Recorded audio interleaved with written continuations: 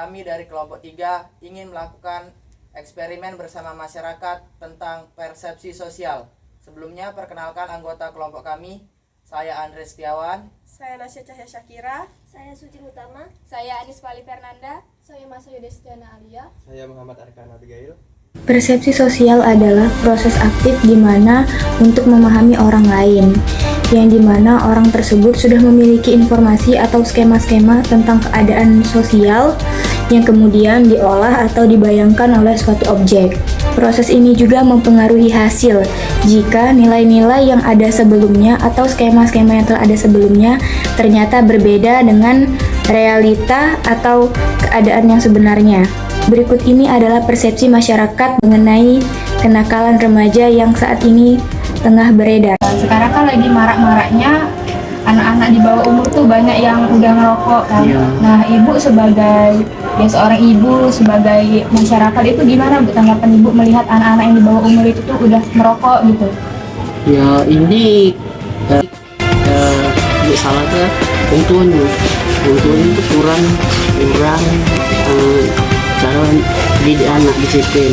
Kalau anak keluar kan juga itu kemana lagi juga itu kemana lagi kan tempat dia main dengan siapa, rumah siapa, jadi ibarat ke wawasan dia nak keluar bergaul yang tidak benar terbatas kalau kita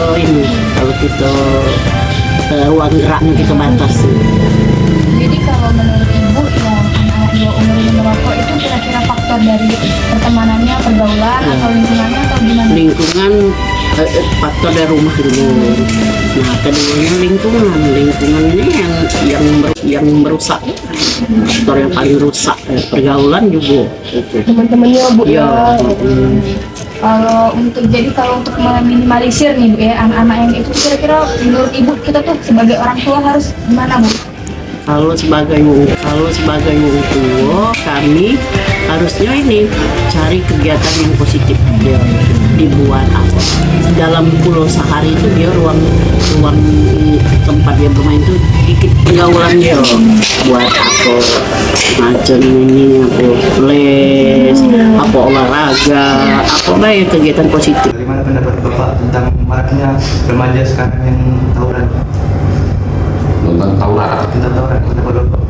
Kalau pendapat kami sebagai masyarakat, tawuran itu sangat merugikan dari diri sendiri maupun orang lain. Maka daripada itu kami menghimbau kepada orang tua agar diberitahu ataupun dinasihati karena tidak pentingnya daripada tawuran itu. Selanjutnya, bagaimana Pak cara mencegah agar anak-anak remaja tersebut tidak melakukan tawuran?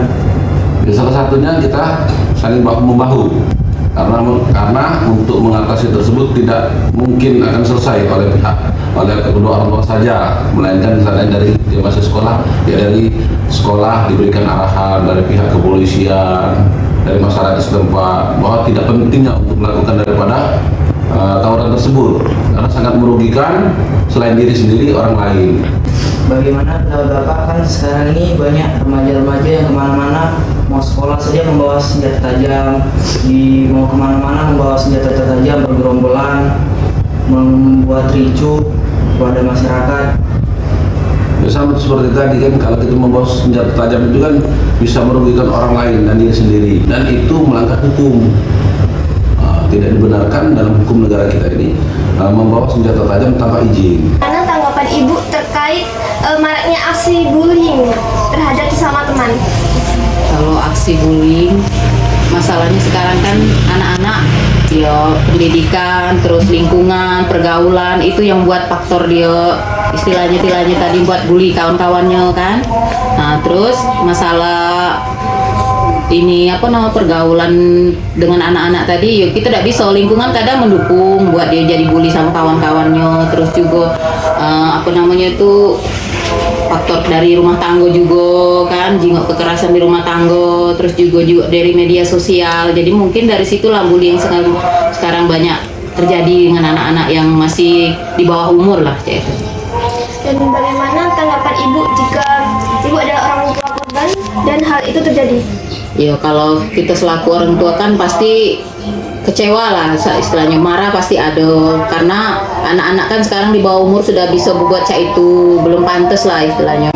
Tapi yo kita selaku orang tua tadi harus bisa juga sih mengontrol kegiatan anak tadi, dari jingok, dari mana dia jingok ini kekerasan tadi, atau dari media sosial, atau dari kawannya tadi kan. Nah, supaya jangan terjadi dengan kawan-kawan yang lain kayak itu. Menurut Ibu, bagaimana cara mencegah terjadinya bullying?